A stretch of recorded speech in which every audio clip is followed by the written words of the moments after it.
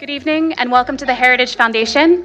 My name is Colleen Harmon and I'm the Program Associate of the Young Leaders Internship Program here at Heritage. At this time, please take a moment to silence your phones and other devices. It is my pleasure this evening to introduce Dr. Kim Holmes, the Executive Vice President at the Heritage Foundation, who will be giving some introductory remarks in our Libertarianism versus Conservatism debate. Dr. Holmes?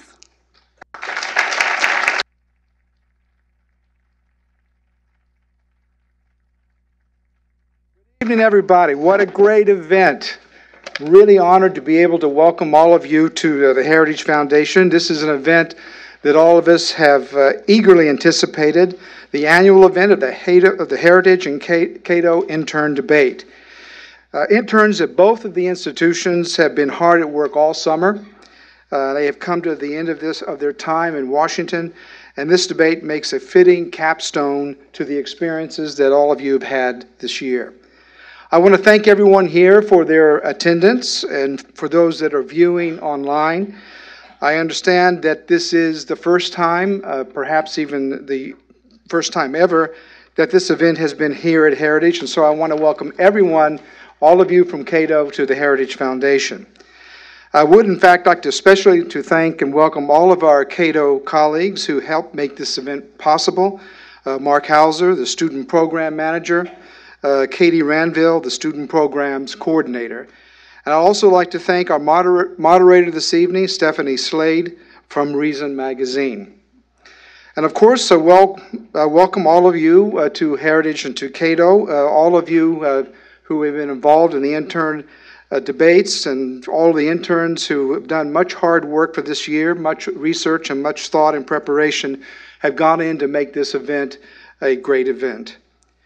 Libertarians and conservatives both advocate individual liberty, limited government, and free markets. And sometimes these shared values lead libertarians and conservatives to similar conclusions about public policy. And I think these similarities are significant and something that we should all recognize. But there are also differences in how each apply these philosophies to the policy issues that are facing our nation. We are here this evening to investigate and to debate these principles from different angles, from different viewpoints, and from different frames of reference. There will be points scored, there will be arguments defended and refuted, and there will certainly be a lively exchange. And there will also be, of course, a discussion afterwards about who won and who lost. And that proposition is libertarianism or conservatism the superior political philosophy? But our efforts here this evening, frankly, are not all about policy or political philosophy or even differences of opinion or who wins or loses. As we look across the landscape of public discourse, there is a sense that the lines around civil free speech are hardening in the news, on college campuses, and on social media. The debate now seems no longer a catalyst for individual intellectual growth, but instead for group confrontation. I think we are gathered here this evening to affirm our commitment from both Heritage Foundation and from Cato that the ideas that can be debated freely and vigorously, but also can be done in a spirit of civility and in good fellowship. That the free exchange of ideas and opinions and the right to express these opinions is the cornerstone of American public life. The great English poet John Milton said, "Give me the liberty to know, to utter, and to argue freely according to conscience, and to have these above all liberties." A respectful exchange and debate provide both an opportunity to learn from others and also to sharpen one's own thinking, which after all are the hallmarks of a free and engaged and informed citizenry. Now I hope that all of you enjoy tonight's debate. It's something that will, I'm sure, allow us to strengthen and defend all of the commitments that we have to free speech and to civil public discourse that I hope all of you will take back to your workplaces, to your schools, and to all of the friends and families that you have. Be advocates of these principles wherever you and however you can, and know that these principles of free speech and freedom of thought will be on display here tonight, notwithstanding the differences they may have on how they interpret them. So I wish all of you up here to have the very best of luck. I'd like to get started, but I want to also say, as I said to you in private, let the best philosophy win. Thank you very much.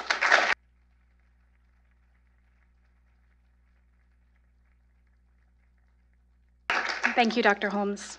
I do have a few notes to our audience before our debate begins. We will have a reception immediately following the conclusion of the debate in Allison Foyer and on our rooftop. There will be ushers outside the auditorium who will guide you using the stairs or the elevators.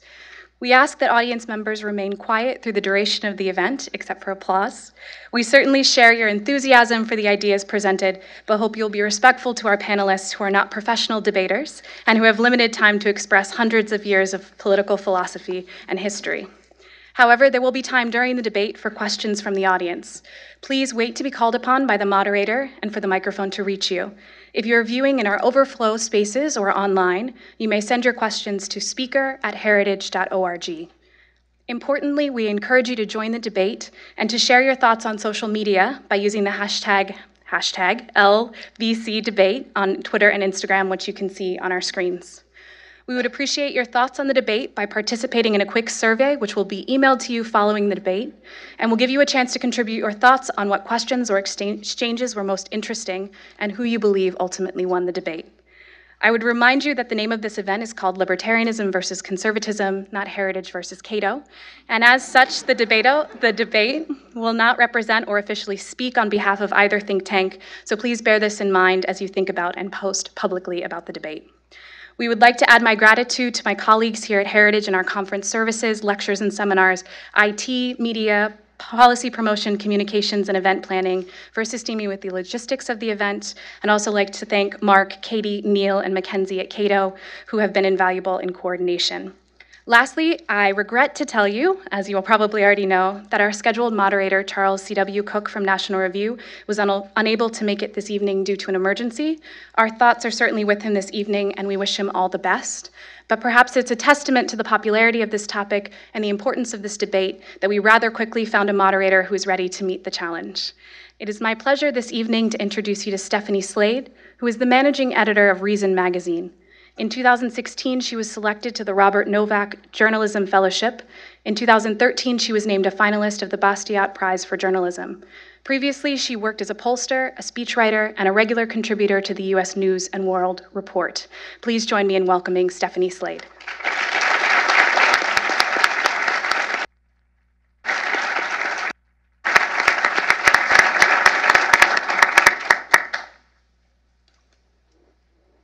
All right, thank you so much for having me. I'm excited to be here. A few of you may have noticed that I'm not Charlie Cook. I can assure you that no one is more disappointed about that than me. He's brilliant, and it's rather intimidating to be trying to fill his shoes, but I will do my best tonight. When I found out that this position of debate moderator for Libertarianism versus Conservatism was open because the person who had been previously scheduled couldn't make it, I wasn't that surprised that they would approach me because on the one hand, I do identify as a small L libertarian. On the other hand, unlike virtually all of my colleagues, I actually go to church, which is exceptional at Reason. So that makes you basically the token conservative around there. Tonight's debate will take the form of 5 sections. There will be first introductory remarks and responses from both teams. Second will be a topical debate. So I've selected 4 topics, and each team will discuss those topics. The third section will be persuasion. Each team will try to convince you of why the other side should come over to the dark side, as it were. The fourth section will be question and answer, and so that'll be a chance for you all to weigh in, and I'll take questions from the audience and from people who email questions in who might be watching from online. And then each side will have a chance to make their concluding remarks. So first up tonight is going to be our conservatives to give their opening statement, and then we'll move along to the Libertarians. So I would invite you up to the podium at this time.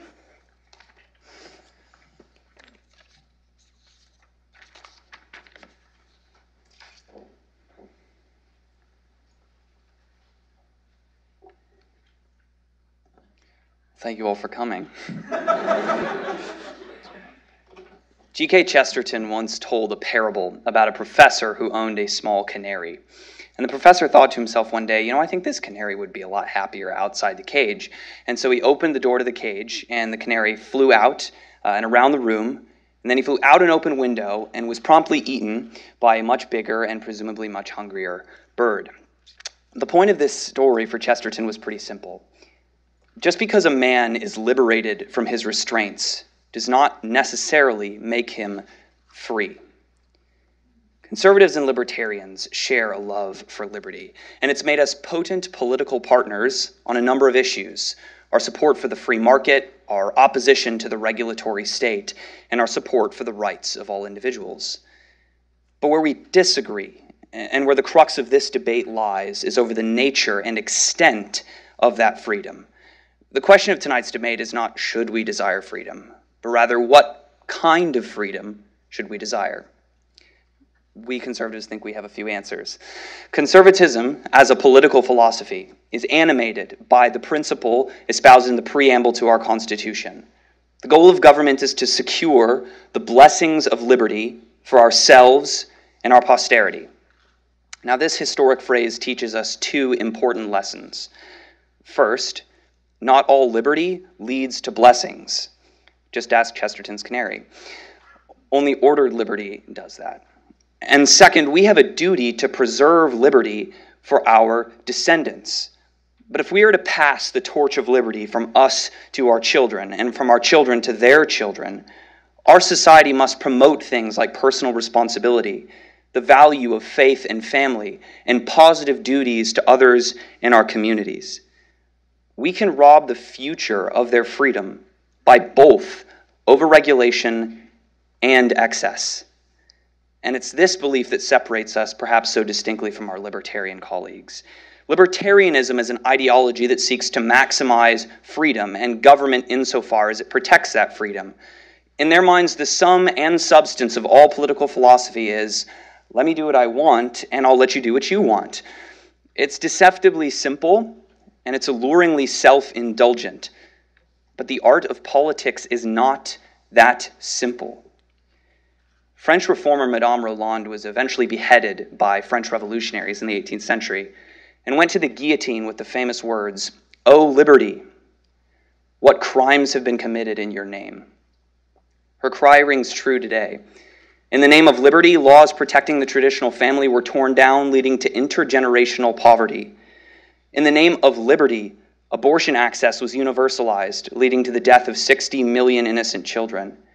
And in the name of liberty, drugs were spread from one corner of this country to the next, destroying individuals and communities.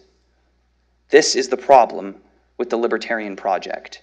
Not that they desire social destruction, but that their quest for liberty knows no moderation. Simone Weil said that order was the first need of the soul and therefore the first need of society. Hers is the wisdom of the ages. In the end, conservatism better protects liberty because it creates the kind of society where liberty can thrive. It was ordered liberty that was the bedrock principle of the founding generation, the principle that has secured the last 250 years of American prosperity. And it's a principle that should be neither forgotten nor forsaken. Thank you.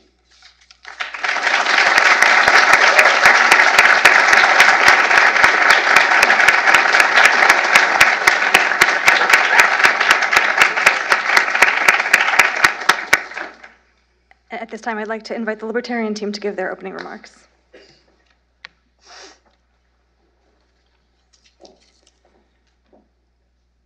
We would like to thank the Heritage Foundation for hosting this debate. A firm belief in the necessity of individual rights and limited government animates both the conservative and the libertarian. Accordingly, in times of peril, a friendly cooperation has joined the two in common defense of freedom. Yet the libertarian fears that he fights not beside an ally, but a friend of convenience. The libertarian must cast a suspicious eye over the conservative's concern for freedom when it is so often forgotten in practice. Individual liberty is not an heirloom of merely sentimental value to be pawned for other ends. It is the guiding principle, fundamental to America's material and moral progress, which no libertarian will abandon. A simple observation provokes the libertarians' distrust. Conservatives forget the primary importance of liberty and their enthusiasm for the way of life that has arisen under its blessings. In a democracy, the beliefs of the majority enjoy a prominence that crystallizes them into custom. So, misled by traditionalism, conservatives have been persuaded to elevate these values in competition with liberty. Perhaps aware that the subordination of individual rights to other principles is tyranny, conservatives endorse the naive fiction that secondary values like the moral rejection of drugs can receive political priority without danger to freedom. Yet, if at the expense of our rights we bend too far toward a lesser principle, we threaten all of our values. For we compromise the support that guarantees them. Thus, the conservative who makes liberty but one goal among many introduces the tyranny he so zealously disavowed. He suppresses civil liberties at home and imposes his will abroad. Libertarians, like conservatives, appreciate the virtues from which, as a foundation, Americans have raised a great nation. The courage of our soldiers, the genius of our scholars, the quiet strength of our families. But we understand that these virtues cannot survive under the specter of despotism. Born of this understanding, the libertarian philosophy begins with the priority of individual rights. Libertarianism holds that each may, respecting their equal rights of others, determine the standard of her own happiness free of coercion. And the libertarian society, therefore, latches the door against tyranny. Conservatives who believe sincerely that imposing certain values by force is the means of preserving liberty rather than its negation should attend to the consequences of their policies. Instead of peaceful foreign relations grounded in free exchange, free movement, and national defense, conservatives offer the gladiatorial spectacle of arms, advertised in the language of fear, and build in the sacrifice of our dollars, our privacy, and our lives. Their wars for the expansion of liberty are the practice of Jacobins, not Jeffersonians. They have learned only a dubious lesson from their previous discredited restrictions on women and minorities, that they must now have perfected the scope for compulsion. They continue to endorse state interference with individuals' sex, identity, and end-of-life decisions. Tonight, we present an alternative to the inconsistencies of the conservative attitude. That alternative is the free society, the libertarian society. In it, recognition of the equal rights of each citizen forms a rampart against tyranny. The individual, undisturbed by the grasping hand of government, pursues his aspirations and forms his convictions in personal safety and in peaceful tolerance of his neighbors' endeavors. Innovation, tested in the open competition of ideas, driven forward for the reward of property rights, distributes its fruits through the medium of voluntary exchange, harmonizing the success of the citizen and his community. We believe that this society, in which each individual, together with his fellow citizens, is free to make of his life the most he can, should appeal to conservatives as well. Therefore, conservatives, rally again to the cause of liberty. Together, we can restore the free society. Thank you.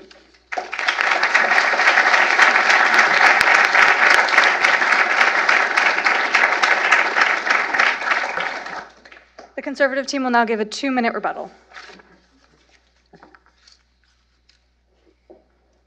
So our libertarian friends just accused us of being the ones who've forsaken the cause of liberty. But I think we would contend that it's actually conservatism that allows us to get the best of liberty while avoiding its pitfalls. Rather than engaging with a conservative conception of ordered liberty, I'm afraid our libertarians resorted to caricature more than argument, accusing us of both despotism and imperialism within the same 2-sentence stretch. The problem with libertarianism is that their quest for individualism is respectable, and his alternative society to conservatism was composed largely of individual choice and innovation to spur economic growth, which conservatives agree with. But what libertarians don't acknowledge is that what they call personal choices often metastasize into political catastrophes. I mean, take, for example, the abuse of prescription drugs, opioids, a legal drug, I'm going to point out. That's not just destroyed individuals, it's destroyed entire regions of this country, like rural Appalachia. But of course, the second the conservative says that we can do something about this, they say, well, that's big government, and they're going to turn it against you. That's going to turn into tyranny someday. And there's certainly a risk of power being abused. We conservatives were the first ones to say that when we wrote the Constitution. But liberty can be just as dangerous. It was James Madison who said that freedom is threatened equally by abuses of power and abuses of liberty. And remember that we're not just talking about this generation. The licenses of this generation can be the fetters of the next, which is why it's the conservative who doesn't dislike liberty, but we want to order it and direct it so that today's people and our descendants can enjoy the liberty that leads to prosperity rather than slavery.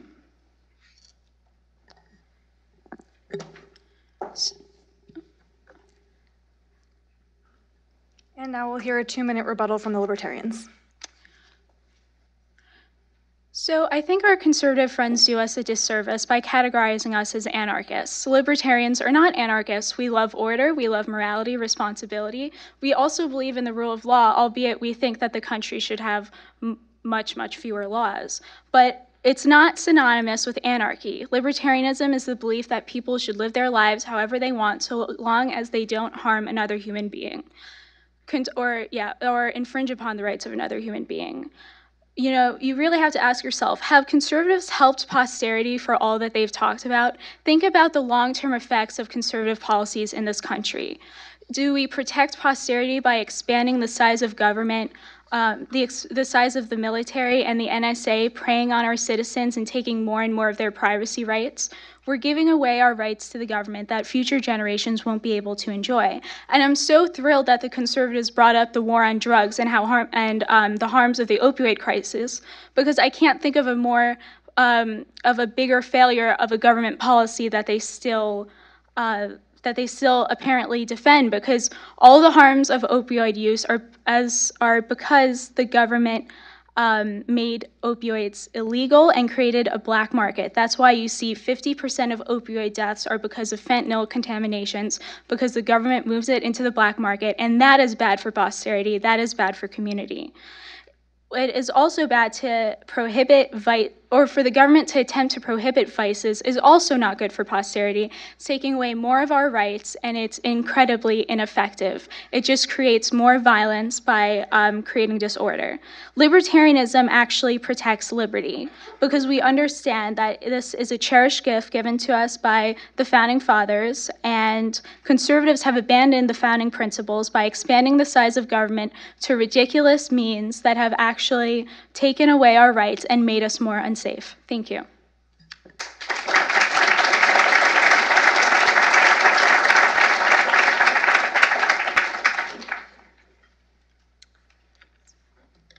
Okay, next up is going to be our topical debate. We're going to start with the Libertarians for this one. You'll have 3 minutes to respond to the prompt I give, and then you'll have 3 minutes, 1 minute, and 1 minute. The first topic that I'd like to hear from the Libertarians on is this: civil society must be protected with prohibitions on individuals' vices. Liberty should be the primary principle when it comes to politics, but we do believe that there is more to life than liberty. Civil society rests on a sense of morality and responsibility. However, we are skeptical of government dictating to us what it believes to be correct morals and values. Libertarians and conservatives agree that government gets many issues wrong. Alcohol prohibition, racial segregation, and laws banning interracial marriage should have taught us the dangers of government overreach. Yet conservatives still want government intervention when it comes to drug use, pornography, and prostitution. Libertarians understand that personal responsibility and morality cannot be imposed by the government, and trying to impose such things have costs. Conservatives fail to realize that curbing these activities doesn't protect civil society at all, but only harms it while taking away our rights as well.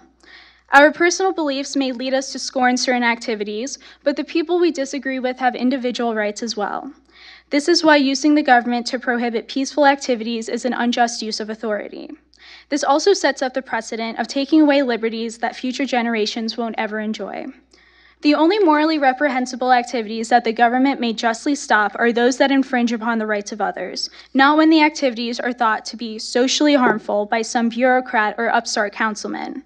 You may agree that drug use should be punishable, but the next bureaucrat might decide that sugary beverages and gun ownership are the sort of social ills that the government must curb.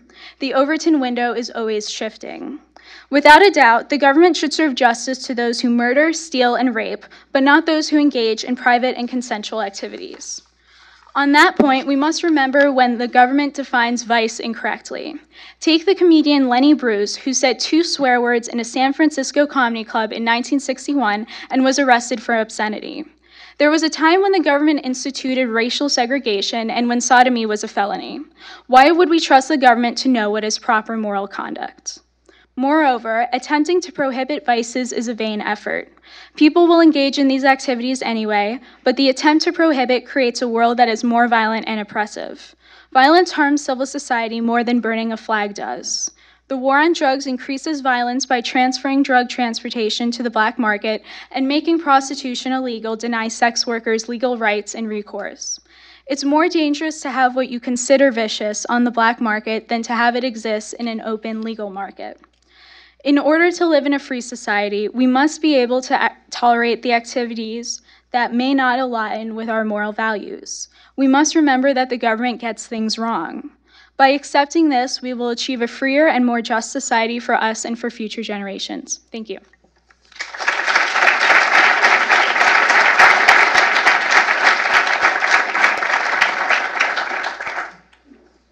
Conservatives? In George Washington's farewell address, you can find this statement: "Religion and morality are the essential pillars of civil society." Both libertarians and conservatives understand that government needs to prohibit certain conduct, such as murder, in order to protect civil society. The problem is that libertarianism ignores how law shapes culture, and how culture shapes beliefs and actions. It seems libertarianism assumes the virtues of character that sustain a free market are spontaneous and can be satisfied by mere self-interest. We recognize that the free market teaches certain values, among which are self-reliance, thriftiness, and politeness.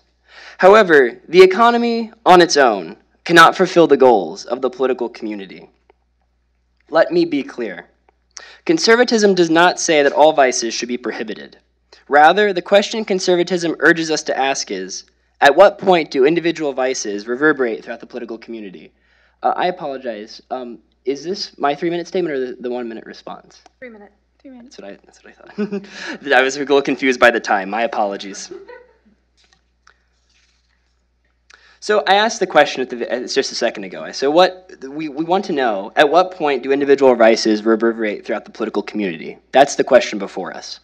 So for instance, if I decide that living is too great a burden and I take my own life, I think we could all agree that is a tremendous tragedy. However, that does not mean the government should step in and try to ban or regulate everything that could be used to commit suicide. But if the medical community gets involved and the art of healing is transformed into the art of killing, there is a clear imperative for the government to step in and prevent the cheapening of human life on a societal scale. Another example, if someone decides to go on a drug-fueled vision quest out in the Mojave Desert, there is a legitimate argument to be made that the government need not get involved. But when you have hundreds of thousands of people, particularly young people, destroying their lives, their families, and their communities through addiction to meth or heroin, how can it be anything but callous to continue insisting that no level of government has any responsibility to its citizens to intervene? The philosopher Robert Nisbet once said, "Release man from the context of community, and you get not freedom or rights, but intolerable aloneness, and subjection to demonic fears and passions. Society," Burke wrote in a celebrated line, "is a partnership of the dead, the living, and the unborn." Libertarianism pretends that order erupts spontaneously, but conservatism understands that the kind of civilization in which we live was built painfully through much trial and error over the centuries. It is because of this long memory that conservatism better protects liberty than libertarianism. Conservatism is the only philosophy that can create a self-governing society, a society in which ordered liberty can thrive across generations. That is why our great American heritage is a conservative heritage. Thank you.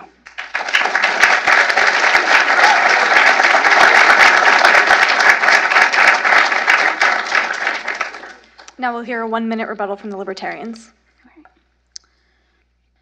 So, liberty preserves our special society and preserves those institutions that the government isn't involved in, such as the family, marriage, religion, etc.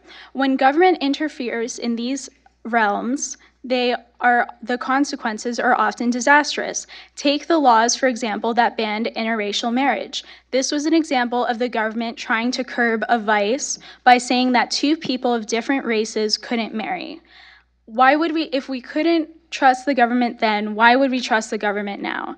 This is an example of many things that infringes upon the rights of others. And also, conservatives create more violence by attempting to prohibit things such as drugs. The reason that so many people are having their lives ruined by heroin and meth is because these products are more unsafe on the black market. This is because when you can't have this in a legal market, they're more likely to be contaminated, and this is why there are more overdoses. Oh, out of time. Thank you. And now 1-minute rebuttal from the Conservatives. A main point of my libertarian colleagues' arguments was that the government should only prevent individuals from not harming one another. And I'm glad they brought that up. Because if no level of government can coerce any positive duties upon individuals, then my question is, do parents have the legal obligation to feed their children? Because I know the founder of Cato, Murray Rothbard, certainly didn't think so. He even argued that in a libertarian society, if you can even call it that, parents own their children and therefore should be able to buy and sell them on the open market. These positions illustrate just how little true libertarianism actually cares about the moral character necessary for a free society. And they claim that conservatives are really big government leftists in disguise. But conservatism does share libertarian skepticism of government intervention in the economy, especially on the federal level. The founders shared the same view, but also recognized a proper role for government, especially state and local, in the regulation of vices deemed harmful to the public morality. Thank you. And I don't think anyone here would call the founders sadists. Thank you.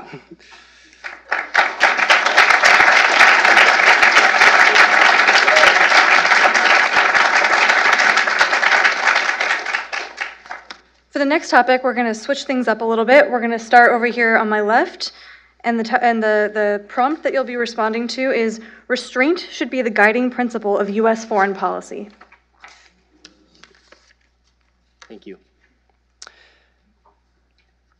Conservatives agree that restraint should be a guiding principle of foreign policy because conservatives are defensive realists.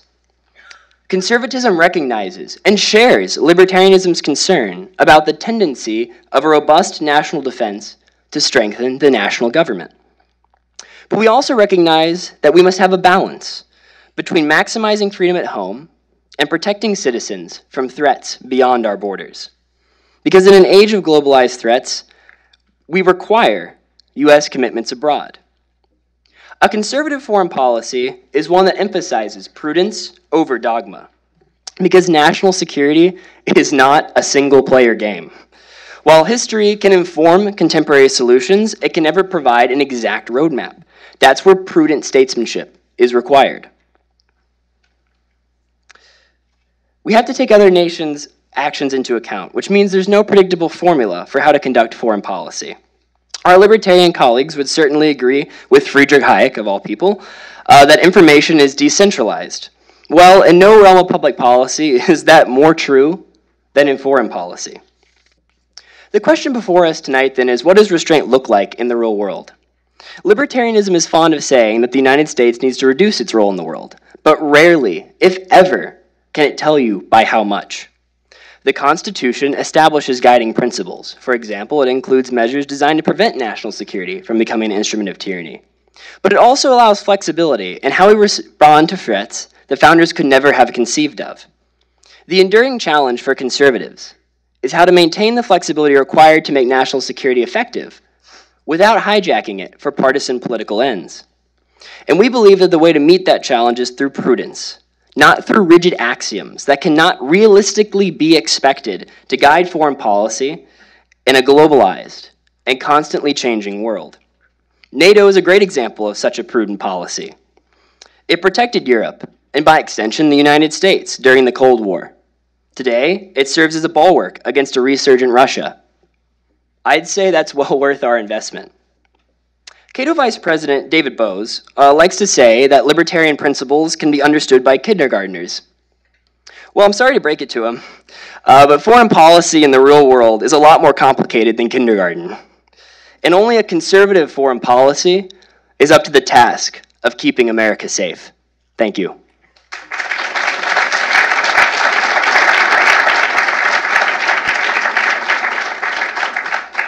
3 minutes to the Libertarians.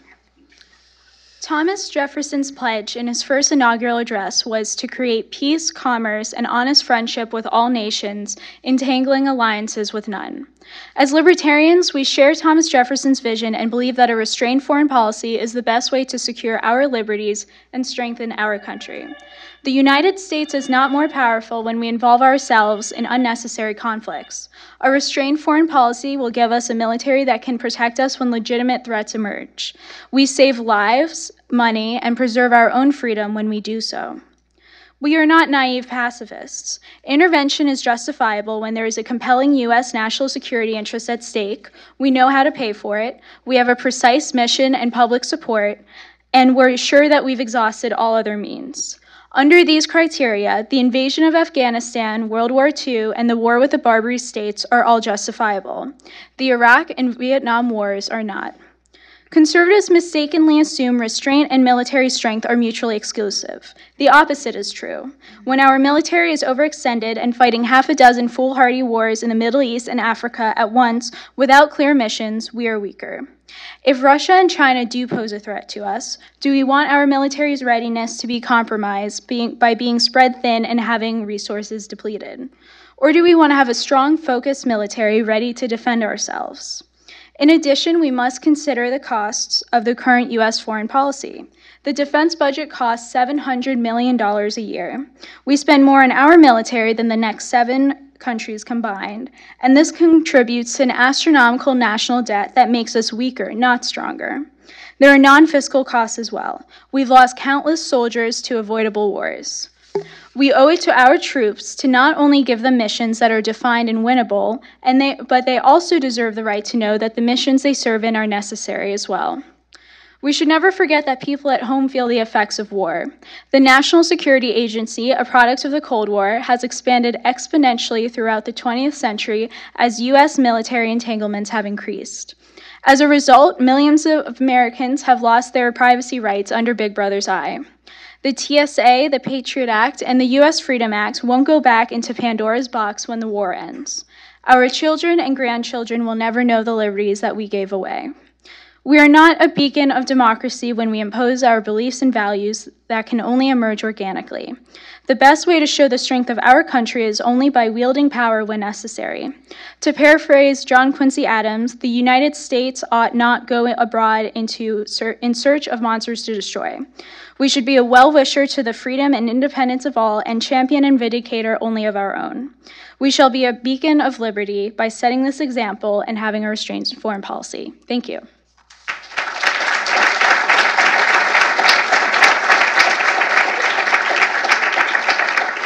And now a rebuttal from the Conservatives. Well, our Libertarian colleagues seem to want 2 things. They both want a smaller budget for our military, but also greater readiness to meet threats such as China and Russia. The reality that the claim that we don't need a Cold War-sized military, the question is, look at the multiplicity of threats we face today. The idea that a weak military, emaciated by Obama-style sequestration, can adequately defend Americans is both callous and unrealistic. And it causes me to wonder whether libertarians, when pushed to the edge, would rather save money than lives. Conservatism can provide a real foreign policy solution because it allows for flexible responses to complex global threats, while still remaining rooted in the key guiding principle of peace through strength. Thank you.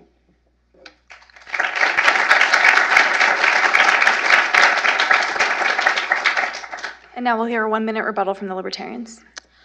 Greater military readiness will be achieved by making the military smaller than it is. We are more powerful, I repeat, we are more powerful when we are ready to respond to conflicts that immediately threaten us, as opposed to fighting a dozen wars that have no relevance to us whatsoever.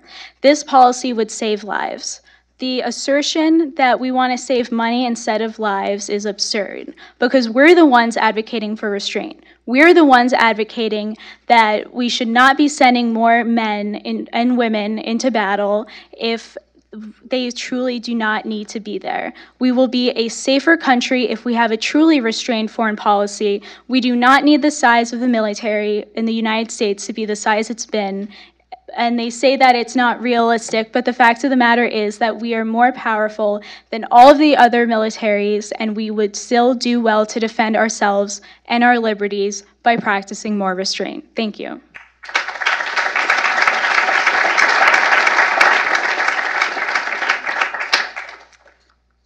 Okay. A prompt for the Libertarians. 3 minutes, please. Physician-assisted death should be legal.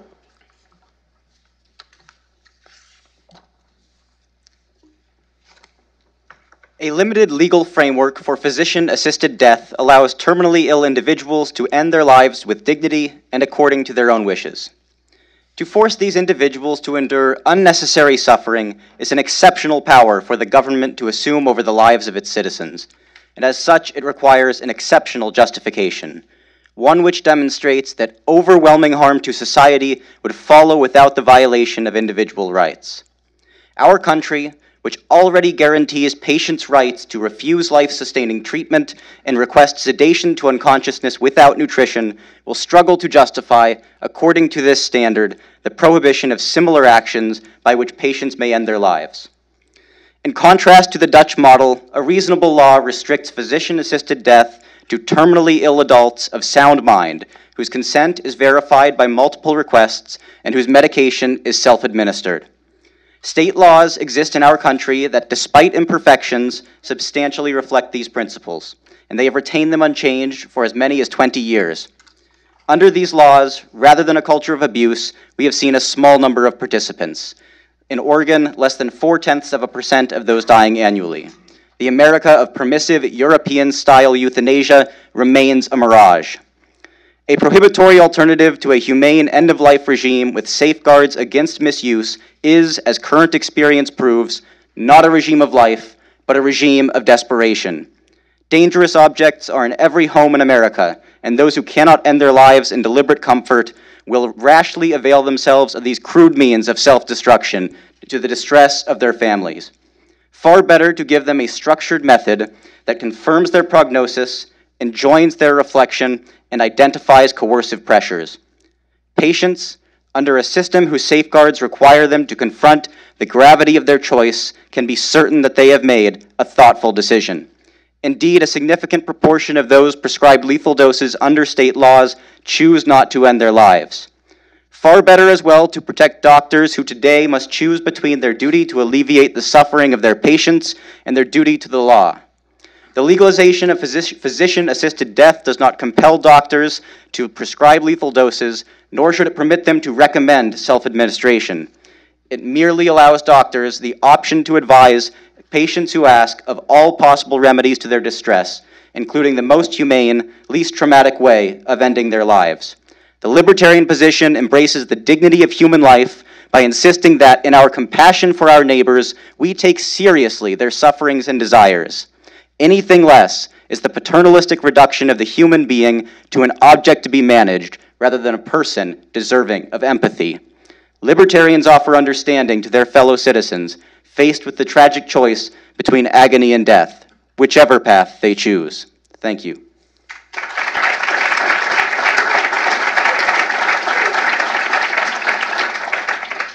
3 minutes on the same prompt to the Conservatives. Thanks.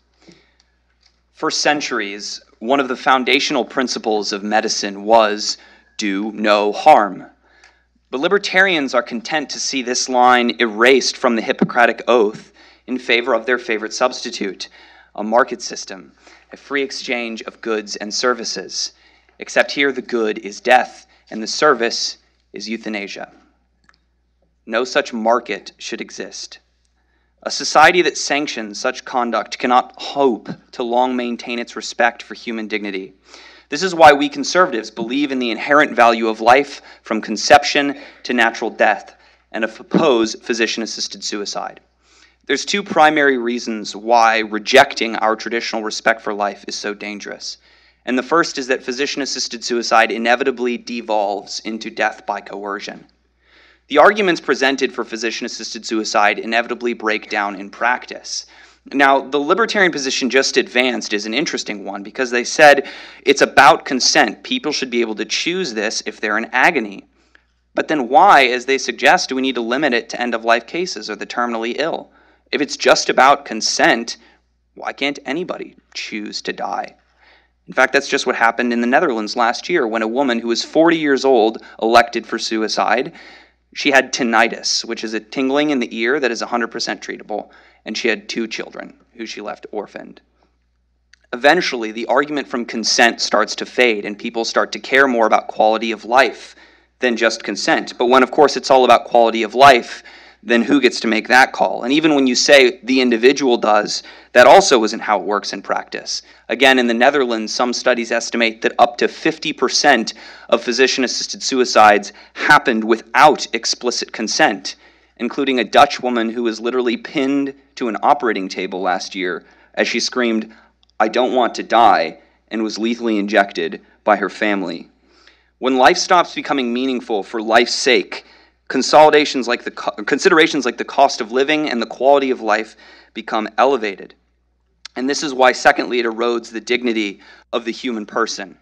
The reason that hasn't happened in the United States yet, like it has in Europe, in the few states that have legalized it, is because of us, the conservatives, who have advocated for a right to life from birth to death, and haven't accepted this transformation of the community that is supposed to heal into dispensers of death.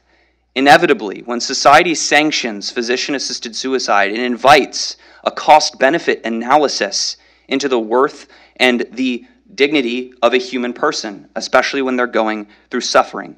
And it's not a slippery slope before society starts to see the elderly and even children as a burden. Patients put their lives into the hands of doctors. Society shouldn't empower those same doctors to end them.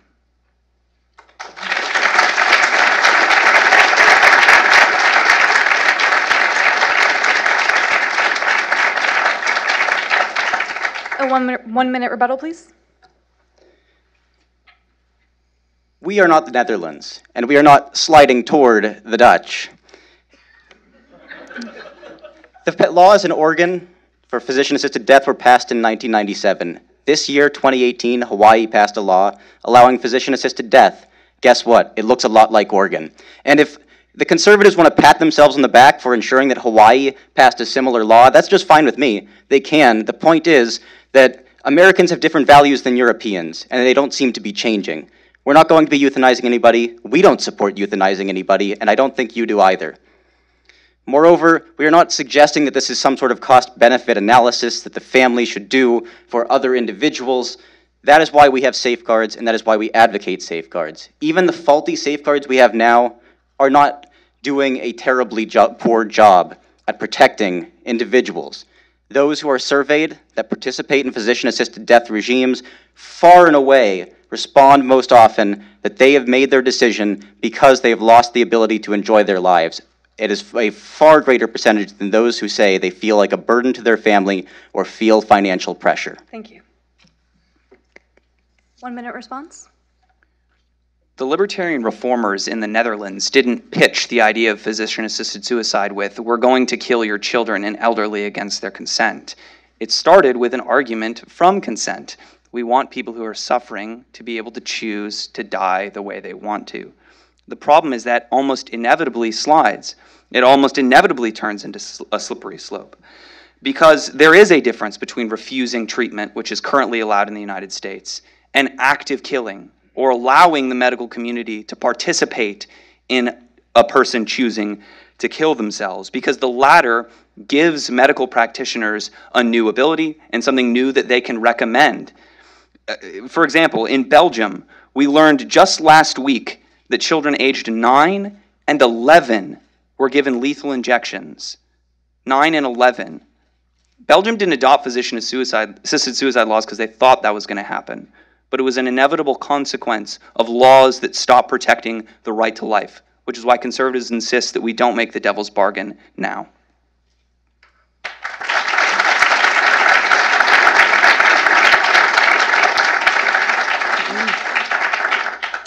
The fourth and final prompt that we'll debate tonight, and this one will go, let's see, who's up next?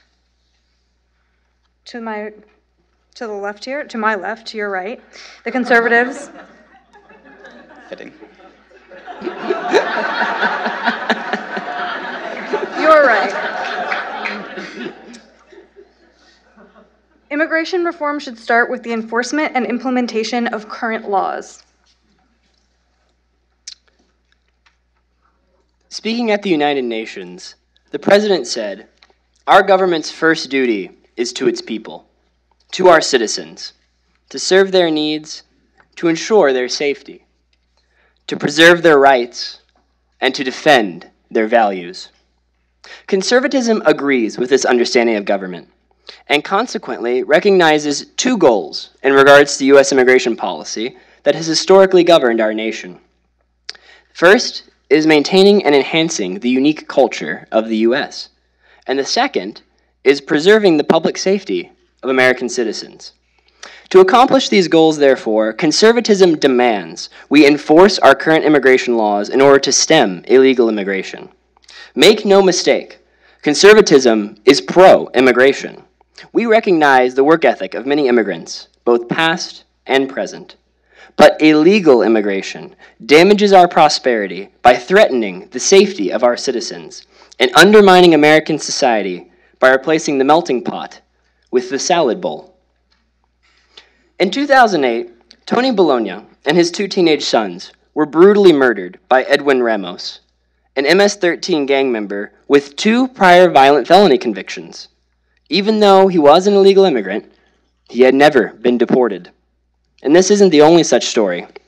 A recent Texas Department of Public Safety report shows that out of 245,000 criminal aliens incarcerated between 2011 and 2018, 66% were in the country illegally. They were convicted of 600 murders, 30,000 assaults, 3,300 sexual assaults, 38,000 drug crimes, and 274 kidnappings. This is why the constitutional duty to enforce our current immigration laws is essential to protecting American lives and American values. We continue to be the most generous country in the world when it comes to immigration, allowing in more than 1 million illegal immigrants per year out of a nation of 330 million. But nobody has the right to be an American. It's up to us, the sovereign people, to decide who we want to accept. And that is why the Constitution explicitly grants the federal government the power over naturalization. We cannot ignore the damage that illegal immigration has done to American culture. 100 years ago, we assimilated large numbers of immigrants through an education system dedicated to Americanization. But what happens now that we live in a time where not only is assimilation not practiced, but actively discouraged by a culture being torn apart by identity politics? Conservatism understands that addressing the problem of assimilation is critical. Otherwise, we risk facing the same threat, or same fate, as Europe. It's just like President Reagan said, "A nation that cannot control its borders is not a nation." Thank you.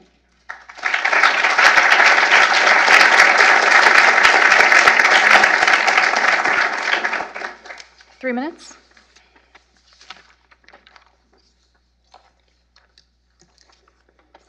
The typical immigrant sets out for our country because he believes in the American experiment and his place in it. He is, on average, more educated than his former countrymen, yet receives lower wages than his future countrymen. but he often joins a community of other immigrants, facilitating financial and cultural assimilation. He is also more likely to start a business than natives, more likely to innovate than natives, and within a decade or so, he will earn the wage of natives. Ambition, community, and entrepreneurship propel him to success. Nevertheless, our current laws are anti-immigrant, stifling free movement. Waiting lists today are millions long, and visa eligibility rules would exclude most Americans' ancestors. Unreasonably severe restrictions punish law-abiding applicants, exacerbate evasion, and interject state control into the labor market. Some conservatives support our exclusionary laws for fear that immigrants endanger our culture. We share concern for responsible citizenship, but immigrants are not the threat conservatives imagine. By standard measures, immigrants assimilate well. A large share learn English, and more than 90% of their children do. Intermarriage rates with natives are high too. Direct measures are equally encouraging. Surveyed immigrants share similar views on free speech, wealth redistribution, health policy, and crime spending with non-immigrants. This is no surprise. American culture has reached many potential immigrants, and the self-reliance, entrepreneurship, and innovation of those who do immigrate demonstrate their pre-assimilation into this culture. Creativity is good for growth, and immigrants are responsible for a quarter of new businesses and patents. In an era of low fertility rates, immigration also provides workers for domestic businesses, increasing production and demand. From immigration, we have more customers and more goods. This is because immigrants do not simply replace natives. Even skeptical researchers find negligible or even positive effects of immigration on wages. Immigrants add to the economy because their skills complement native ones. With freer movement, immigrants can choose destinations that need their abilities, making both natives and immigrants more productive. This free market intuition, verified by decades of empirical analysis, is now economic consensus. Despite favorable economic evidence, some conservatives oppose liberalized immigration on security grounds. Libertarians, too, value security and accept background checks. However, data show that immigrants, legal and illegal, commit less violent crime than natives. And from 1975 to 2015, the chance of dying in a foreign-born terrorist attack was less than 0.03%. There is no reason to maintain exclusionary laws to maintain safety. The criticisms of immigration are far too weak to support our restrictive, centrally planned system of controls. No good can come from perpetuating bad laws that only degrades our legal institutions. Liberalized immigration is a step toward freedom, innovation, and prosperity. Thank you.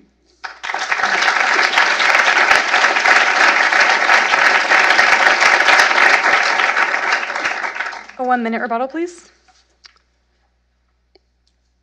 To be honest with you, I really do think that Taylor actually made a lot of good points in terms of what immigration's been able to do for this country, legal immigration. And I started by saying that we are pro-immigration, but I have to question whether he answered the prompt, which is that illegal reform or immigration reform should start with the enforcement and implementation of current laws. And that was my focus. Because illegal immigrants clearly do not respect American values in breaking the law to come here. And the question isn't whether or not illegals commit crimes at a higher or lower rates than normal Americans, but rather that none of these crimes would have occurred at all if our immigration laws were properly enforced. What conservatism advocates is the rule of law. What conservatism advocates is enforcing our current laws to encourage and reward legal immigrants, not to put them on the same level as those who skirt the system in order to come here illegally. And we promote, more than anything, we promote our economic development, but also promoting and continuing the greatness of American culture through proper assimilation. Thank you.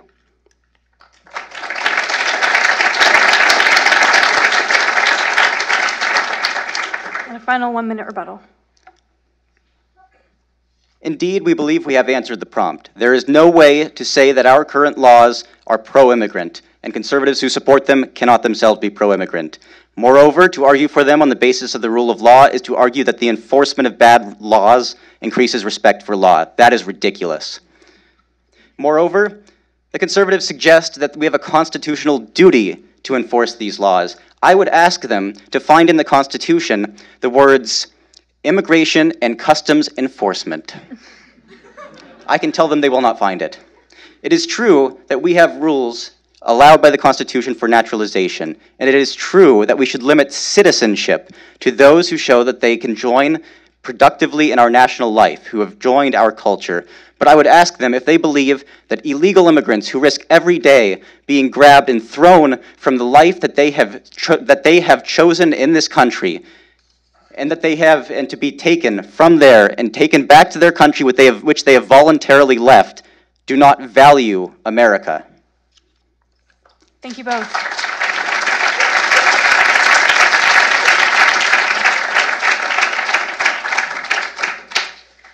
For the fourth section of the debate, we're going to dial up the persuasion a little bit more. So we're going to start with the conservatives this time. And I'm going to ask somebody from the conservative team to come up to the podium and to answer the following question. Why should libertarians be conservative?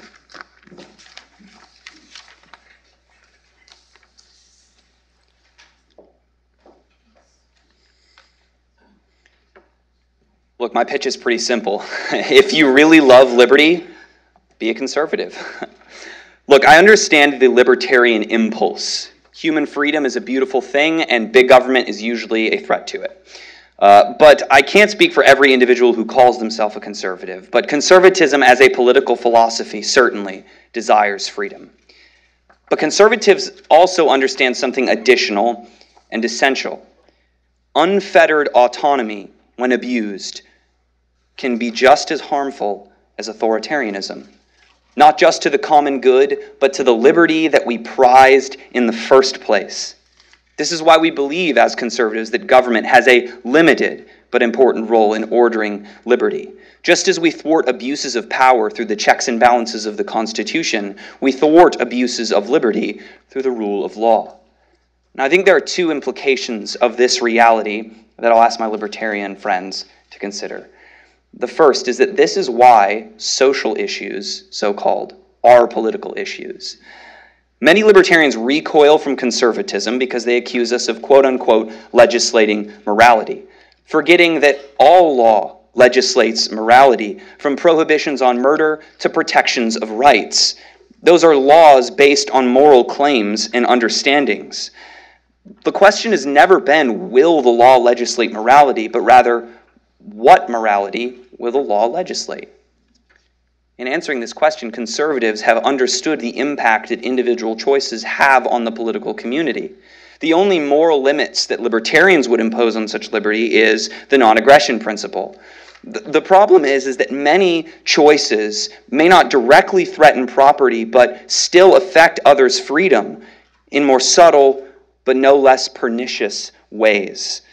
Those who are pro-choice deny freedom to the unborn. Those who are addicted to drugs burden the freedom of their families. And those who have crossed the border to commit crimes have sometimes stolen the freedom of their victims forever.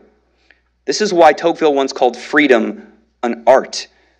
What he meant is that politics is a difficult and creative balance between limiting some choices so that freedom on the whole can prosper. Secondly, politics is more than just economics. Many of my libertarian friends are very excellent economists, including, as I understand, Taylor over here. But economics can only do so much. Libertarians, as economists, fall prey to the hammer problem, which is when all you have is a hammer, everything kind of looks like a nail.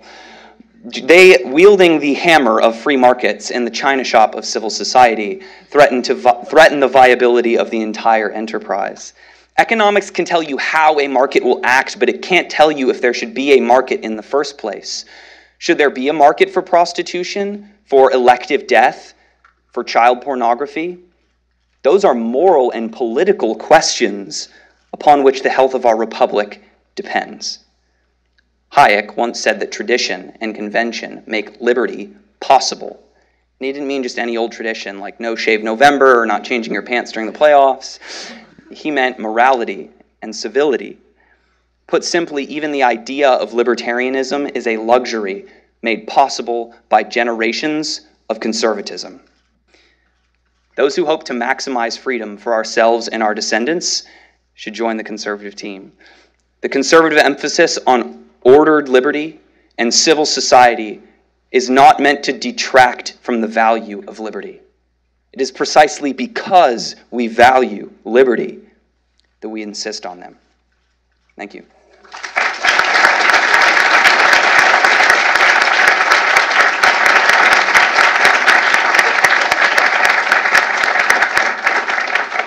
And now I'd like to invite up the Libertarians to answer the reverse prompt, which is, why should conservatives be libertarians?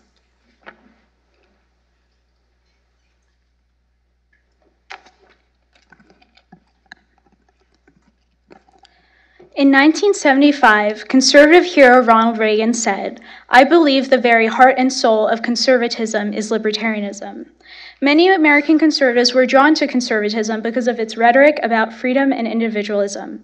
Reagan became one of the most beloved presidents for his promises to defeat communism and make the government small, not because of his support for gun control. Few were attracted to William F. Buckley for his arguments supporting segregation, but because he was a fierce critic of leftist authoritarianism. Both sides of this debate have claimed that they represent small government, free markets, and individualism, but at the end of this day, libertarianism is the only consistent political philosophy being represented on the stage. Take Reagan's quote again, "I believe the very heart and soul of conservatism is libertarianism." Think about how much conservatism has changed since his era. Would there still be a place for someone with Reagan's free trade principles in the conservative movement, which is now dominated by President Trump and his trade wars? What about the time when George H.W. Bush and Ronald Reagan debated over which one of them supported Mexican immigration more while vying for the Republican nomination in 1980?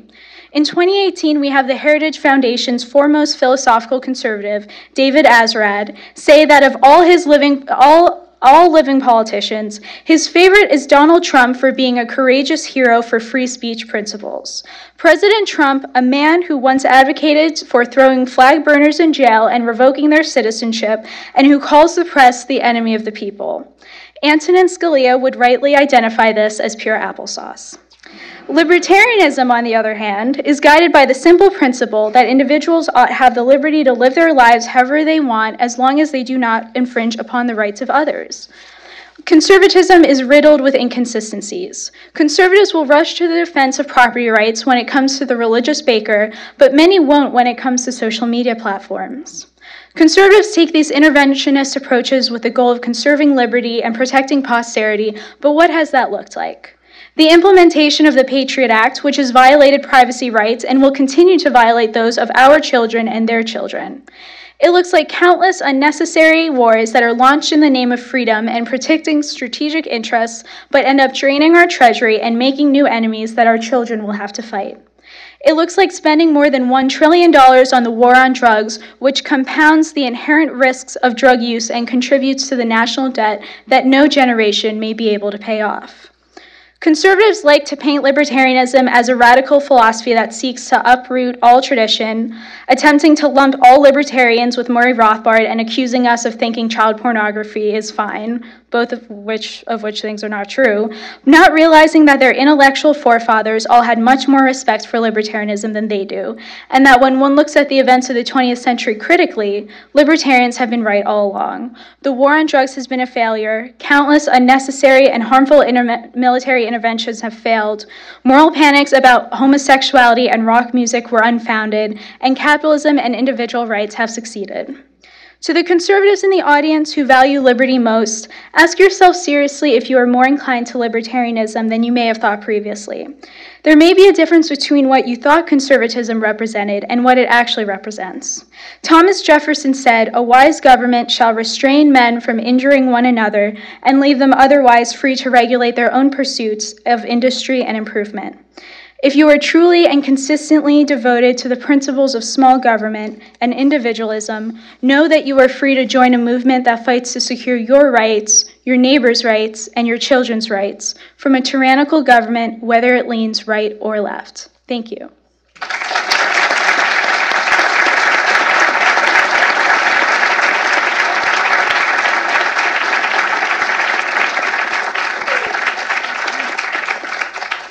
Thank you to both teams for that. That was great. This is the part of the night when we open up the floor to questions. So I understand that there's at least one microphone that's going to be coming around, so if I call on you, please wait for the microphone. I also have a couple of questions that have come in via email. The important thing here is to remember that for a sentence to be a question, it has to have a question mark at the end of it. And I know that because I'm an editor.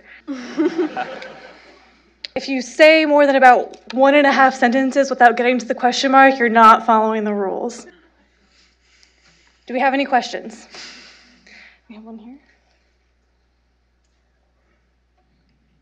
The war on terror started 17 years ago. How would you grade it? Is this for anyone? Both sides? Either side. I'll start with the conservatives. The war on terror, and how would you grade the past 17 years? I mean, do you want like a letter grade? Do you want like a thumbs up or thumbs down? I can. All right, go for it. To be honest with you, for the United States, remarkably well. Since 9/11, there have been no comparable size of terror attacks. When you look at Europe, where they have a considerably less stringent foreign policy, they value their national security a lot less. They have open borders, and the number of terror attacks seem to be endless in terms of what we hear about. Conservatism, on the other hand, a conservative foreign policy, we're not going to argue over every little point of history or argue that every single decision made by any president, if he has an R next to his name, is absolutely right and should be taken in line with the entire tradition of conservatism. But what we will argue is that that a conservative foreign policy, an active, strong role in the world, has resulted in, for instance, under this administration, the complete destruction of ISIS. And that a foreign policy that keeps America strong helps preserve peace. Thank you.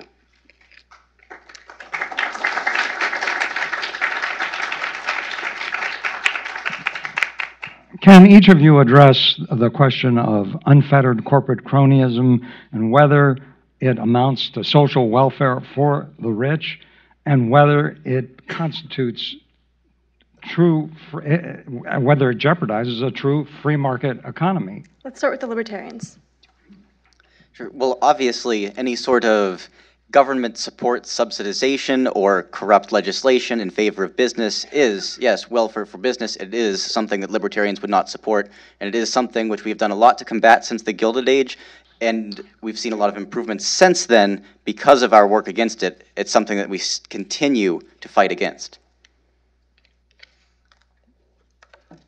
Yeah, I mean, cronyism is a problem. Although I would point out probably that from the perspective of like the general public, oftentimes, especially when it comes to large corporations, we have a tendency to both demonize them and to think that they have monopolies a lot quicker than they do, and that through cronyism and other ways, people have cornered the market when they actually haven't. I think the best example of that is Apple and the iPhone. I mean, there was a time at which people were genuinely saying there's no legitimate competitor to the iPhone.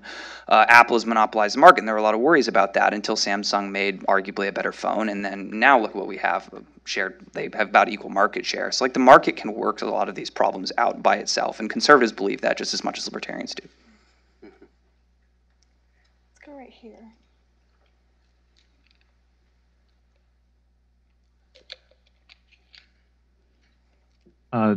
To the libertarians, the conservatives mentioned Murray Rothbard in his quote that the law may not properly compel a parent to feed a child or keep it alive.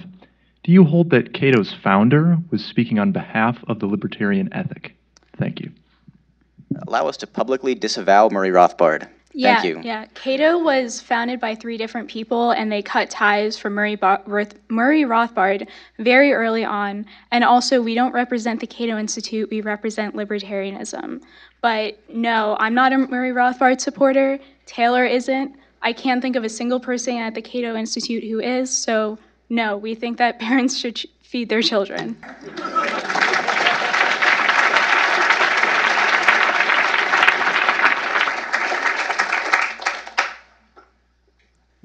Thank you all very much for being here. For the libertarian side, you all have been critical of American governmental policy, social, foreign, and immigration policies. Can you name another country that better exemplifies these libertarian ideals, preferably one that doesn't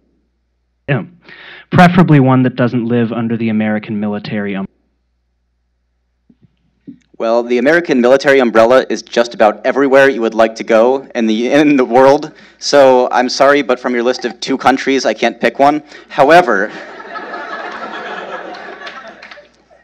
I would like to suggest to you that we are not arguing against America. We think America is a great country founded by libertarians who wrote their Constitution. Nevertheless, we think it is an excellent country which thrived on libertarian principles and which has fallen away from them in areas. We would like to improve those because we think America can be better with libertarian policies. Do we have any questions for the conservatives? We've had 2 for the libertarians in a row. All right, let's come up here. The libertarians sometimes are very critical of the Federal Reserve, thinking that it essentially plans the economy by artificially lowering interest rates that raise the values of all the assets of people who have assets, making the rich richer and distorting the free market. So what's the conservatives' views about the Federal Reserve and its central planned economy that they basically control? Of course. I'm really glad you asked that, actually. No, we agree. The Federal Reserve has drastically expanded its powers since its creation in 1913. And like other administrative agencies which conservatism opposes, it eliminates accountability and hinders the free market. So we really believe in doing 3 things when it comes to reforming the Federal Reserve. First, we want to decrease the regulatory and supervisory powers of the Fed because it does burden the small community and regional banks, and it eliminates competition for larger banks. Second, we want to ensure that it does not serve as a lender of last resort, which only creates moral hazard and shifts the incentives towards expansionary, or you might know it better as inflationary policies. And third and finally, we need to move away from just this discretion the Fed has at the hands of bureaucrats, because no economist, however good, can centrally plan a nation's monetary circulation effectively. So we agree that the Fed is an agency that has burdened our economy far more than it's helped it. It's grown beyond its original charter, and we think it needs to be significantly reformed and audited. Thank you.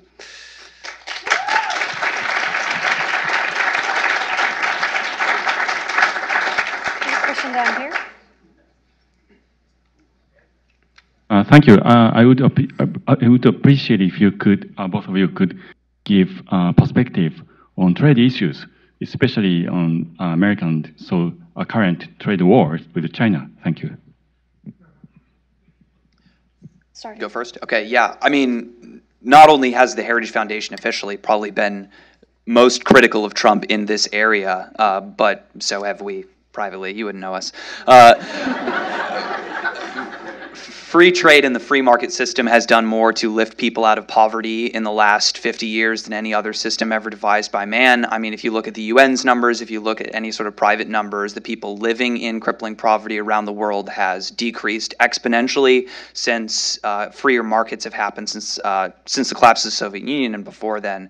So tariffs are taxes on American consumers, basically. So they are harmful to not only our economy, but in the long run, everyone's economy. And so we believe in free trade. I don't think we can add too much to that. The idea that there are grave national security concerns being addressed by our present tariffs is laughable. If I were a laughing personality, I would be laughing right now. You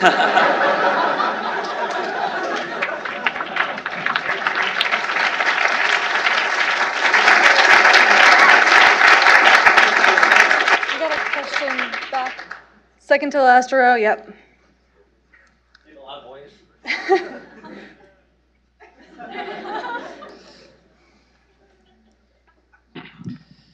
This question is for the conservatives. So given that between 1930 and 2005, 1 million of the 2 million people deported from the United States were actually American citizens, how would you see immigration policy enforced where it didn't affect U.S. citizens that severely? Well, I have to apologize, but I do take issue with your numbers.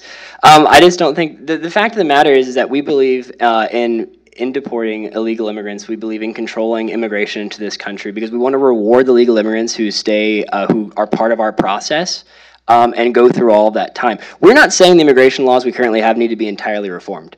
We're not. We're saying that the first step, which was the prompt, is to enforce our current laws because the rule of law is critical. I mean, our opponents brought up at one point, I think in their rebuttal, well, how does enforcing bad laws generate respect for the rule of law? Under that logic, the government should just choose which certain laws, or not even the federal government, like cities and states, the neo-confederacy, if you will, nullifying federal law, choosing which laws they think are good and which laws they think are bad, and enforcing based on that ethic. Or, as a society that's rooted in the rule of law, rooted in a constitution, we believe that we should have an immigration policy that's followed, and if appropriate revisions need to be made, that should be done through a legislative process. Just one last thing. I don't want to go too long. The idea as well that that our current immigration policy is something that's not in accordance with the will of the American people is simply false. I mean, Gallup polls show that less than 30% of Americans support increased immigration. I think our legislators and our administrators should listen to the will of the people on this issue and begin enforcing immigration law so we don't have more incidents like Tony Bologna's family or Kate Steinley's murder. Thank you. Hands down, I want to take a couple of our internet-based questions. The first one for the libertarians. What is the philosophical basis for libertarians respecting other human beings? Why are human beings worthy of dignity in your view?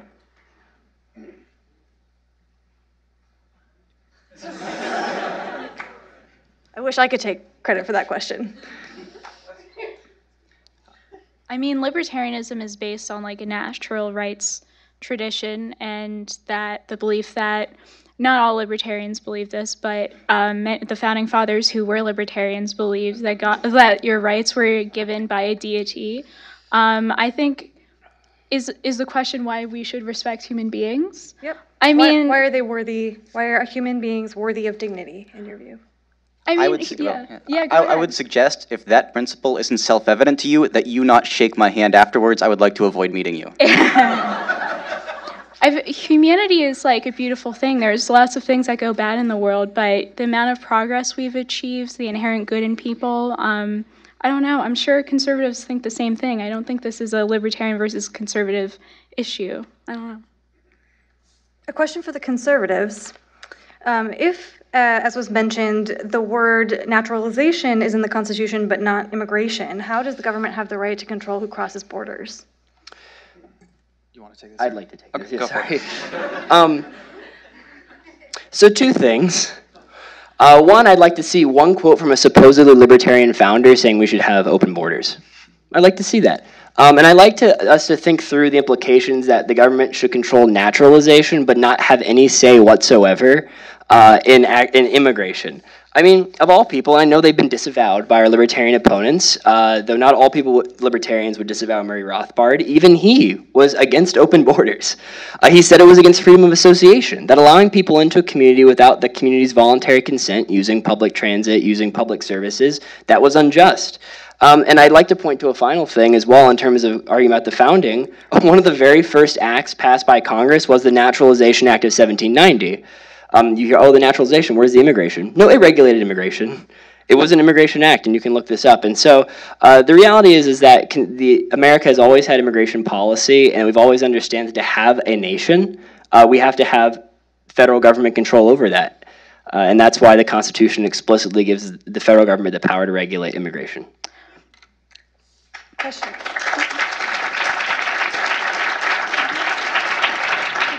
We have a hand up here. Thanks. I have a question for the conservatives. You said earlier in your talk that expanded access to opioids led to deaths. I would like to know what your response then would be to the fact that since 2011, the government has actually made it harder to get opioids, and opioid prescribing has decreased per capita, and yet opioid overdoses have increased by 84%. Yeah, so it's a complex crisis, but I think there's a couple important lessons for us as we're dealing with drug policy. The first is that the fact that there was a black market for illicit opioids even while there was still a legal market. The problem with opioids in particular is how addicting they are, and so people and entire communities were hooked on opioids and are hooked on opioids, and so they can get them legally, they can get them illegally. The point is that this sort of cultural phenomenon and the individual addiction drives the desire to get opioids more than the legal status does. And the point of this is that the analogies to the past oftentimes in drug policy are misleading, because when individuals may not even show a propensity to get addicted to something, and then an entire community can get addicted, and even if you make it making it legal makes it worse. Sometimes making it legal doesn't have much effect. I mean, like Cato Institute put out a report like 2 years ago that said legalizing marijuana in Colorado hasn't really changed usage rates. But with opioids, there's a far greater rate of addiction and societal dependence, and so increasing availability actually does seems logically to correlate with increased addiction. The problem with the libertarian position at root is that it is committed fundamentally to people being able to choose these things, and so being able to purchase them without restriction. I mean, in the libertarian world, there's little they can say philosophically to prevent heroin from being sold on Amazon, and I struggle to imagine how that won't increase use. I mean, if you thought the heroin crisis was bad now, imagine what this country could do with free 2-day shipping.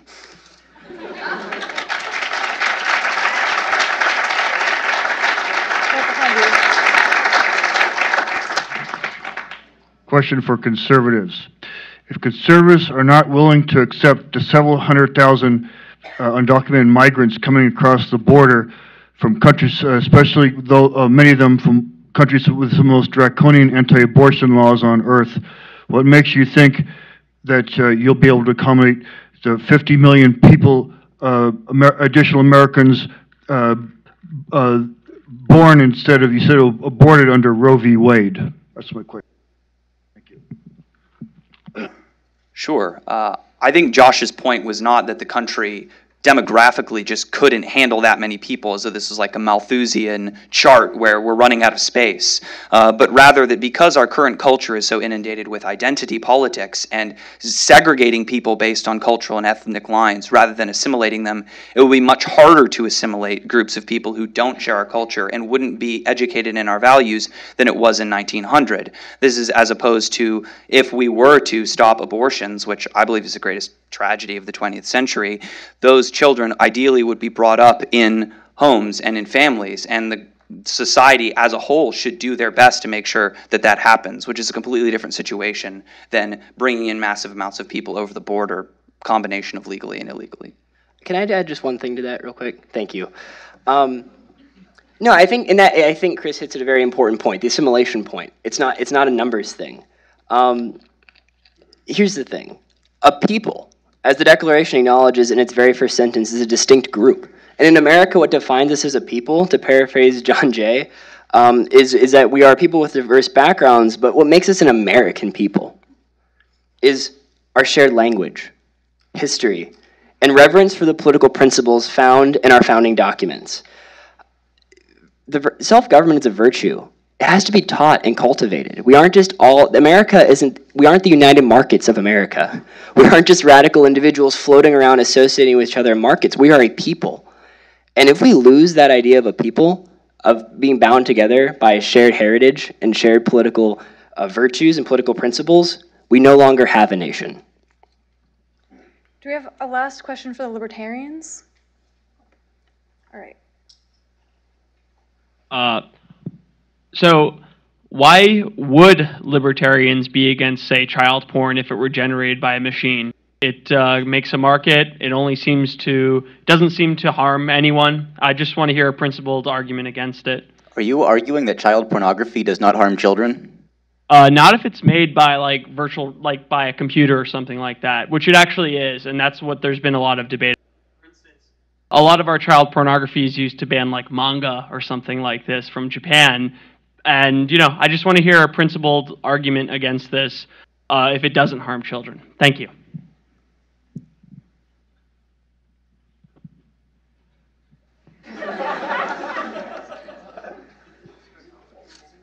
Child pornography would not be compatible with libertarianism because it involves infringing upon the rights of another human being who cannot consent to the activities.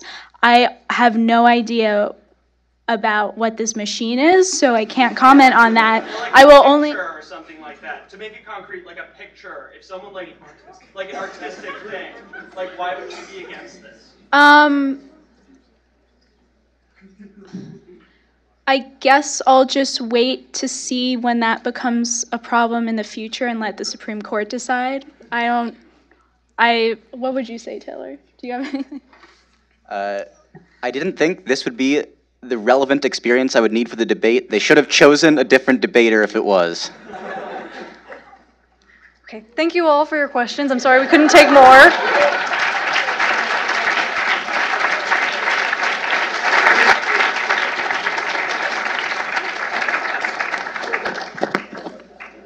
We do have one last section, so if we could bring the volume down a bit. The last thing we're going to do is hear closing remarks from both sides. We're going to start with the Libertarians. They'll have 4 minutes, and then we'll turn it over to the Conservatives, and they'll close it out with their 4 minutes.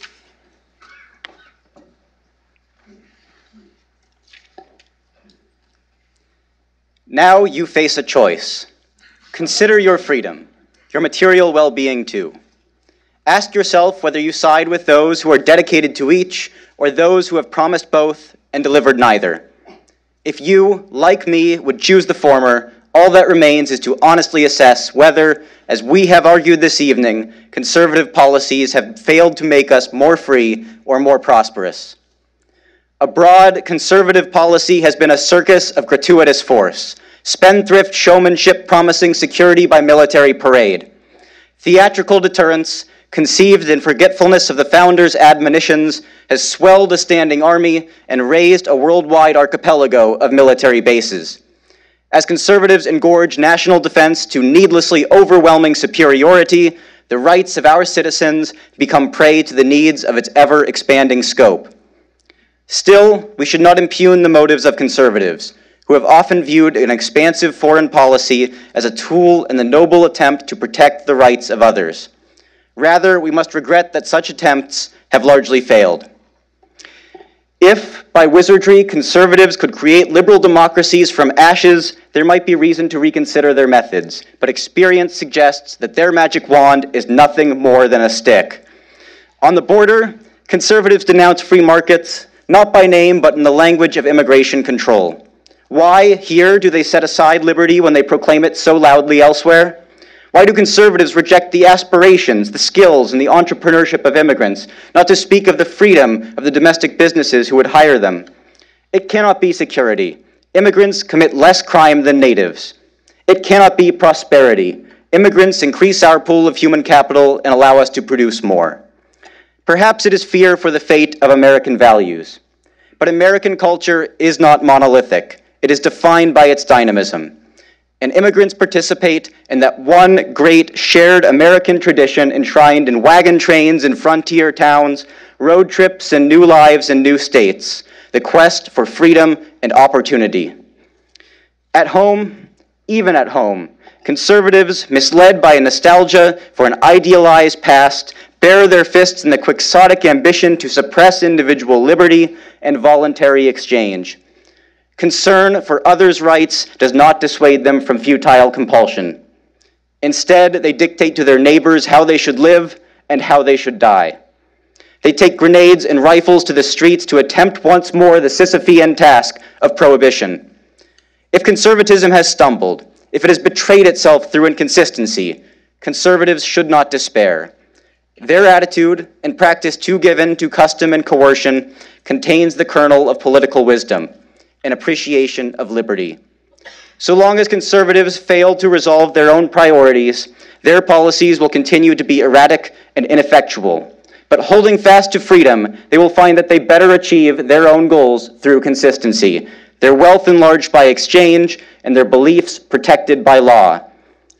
Tonight, you have been offered two competing visions, the solace of familiarity and the opportunity of freedom. Do not settle for the warm familiarity of conservatism. Behind tranquility, it hides the trust of force. Choose instead as an American, Choose liberty. Choose command of your own life and reject the paternalism of the state, however it might be disguised. Our hope as humans rests on neither the imitation of the past nor the wisdom of the few, but on the striving of each of us, together in community and independent in thought, to claim for ourselves the lives of our aspirations. So choose libertarianism. Thank you.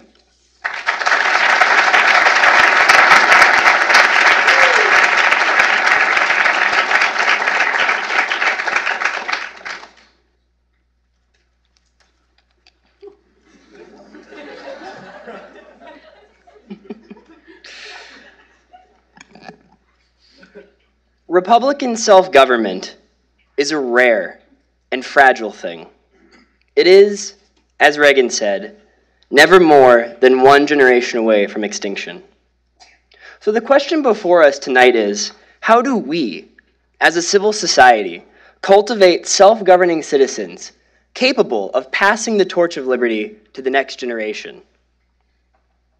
Conservatism argues that this is the most important issue facing Americans today, even more important than the question of how to restore limited government.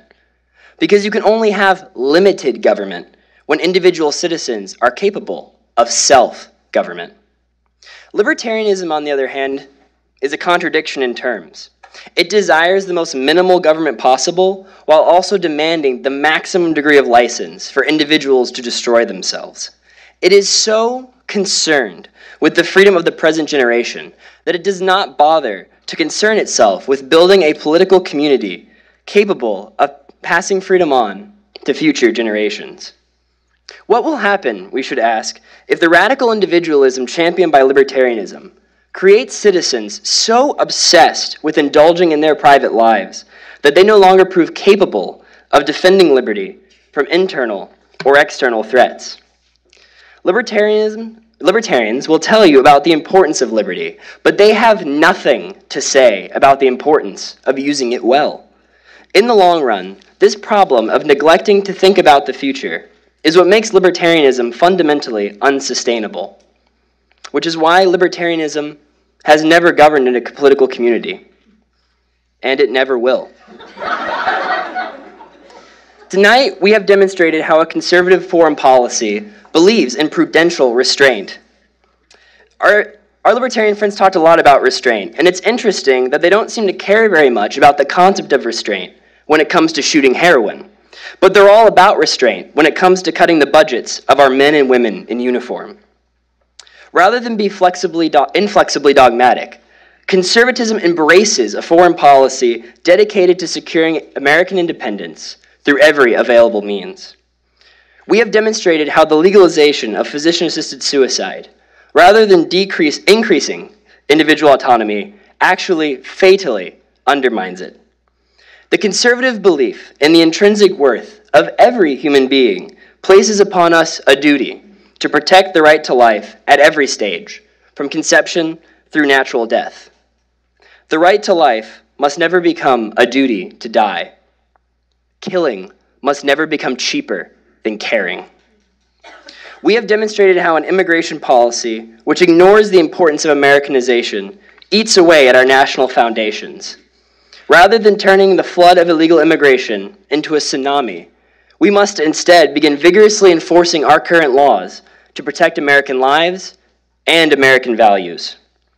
Conservatism recognizes that the Americans of today have no right to squander the blessings of liberty for the Americans of the future. Conservatism is the only political philosophy capable of protecting liberty because it creates the type of society where sustainable liberty can thrive. Responsible self-government was the guiding principle of the American founding and the foundation of American greatness. We should not abandon it for the fool's gold that is libertarianism. Thank you, and good night.